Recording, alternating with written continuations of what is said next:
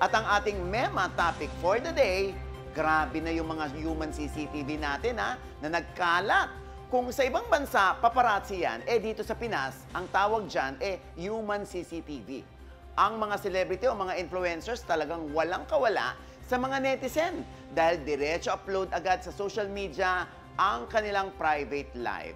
Ang issue, bilang netizen, dapat bang i-normalize ang pag-post online ng mga pictures or video nang walang paalam, lalo na't privacy ito ng mga celebrity or no choice na sila dahil nga public figure?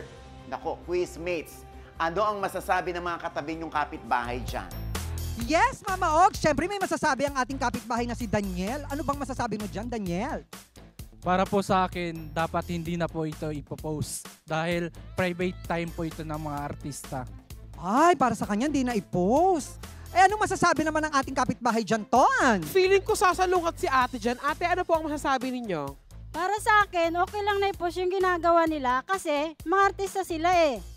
Ah, ganun. At saka, sayang na yung camera ng cellphone niya. Kid! Ayan, maraming salamat sa mga opinion nyo.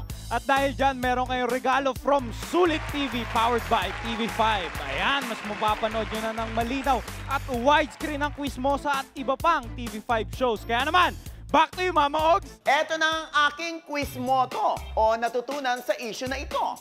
Actually, much as the celebrities, personalities want to be private, ganun talaga. Minsan lang sila makita ng mga tao, kaya sinasamantala na yung chance to video them or magpa-picture sa kanila.